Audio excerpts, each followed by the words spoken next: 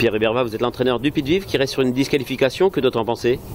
Oh, bah, la disqualification, c'est un peu de ma faute parce que j'ai voulu rallonger l'enraînement et puis le cheval manquait un peu un point d'appui pour finir et il m'a fait la faute dans le dernier tournant à Saint-Omer, mais je passe sur le poteau troisième d'une belle façon. J'aurais été sur second, voilà, c'est de ma faute. Bon, dans la foulée, il découvre un super engagement au plafond des gains.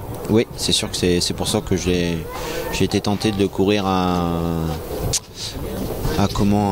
Lens ce week-end, mais j'ai fait l'impasse et je l'ai gardé pour cette course-là. La course est tellement belle, ça serait dommage de la louper. Et puis le seul petit hic que j'ai, c'est que c'est grande piste. Il n'y a que ça qui m'embête. Mais c'est courte distance et ça, il apprécie. Oui, il apprécie toute la distance. Hein. C'est un cheval super agréable maintenant. Maintenant, il ne faut pas avoir un numéro aller tout à l'extérieur. Sinon, la cause va être vite entendue. Bon, quand on voit la qualité de l'engagement, déférer des 4, une forme qui est là, on est obligé de s'en méfier malgré vos petites réserves. Oui, non, mais c'est sûr qu'il faut s'en méfier. Le cheval, à chaque fois, il se donne à fond. La dernière fois que j'avais couru ici, j'avais été devant et là aussi j'avais fait une connerie.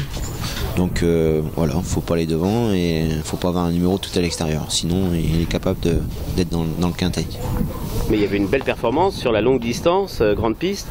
Et derrière, je crois, à Arlington Dream et Action Partage, me semble-t-il. Oui, tout à fait. Ouais. Une troisième place, il était magnifique. Mais ouais, franchement, en plus, ce cheval, il est en super forme. Voilà, quoi. J'espère que je vais croiser les doigts. Je vais faire des prières pour avoir un bon numéro, tout simplement.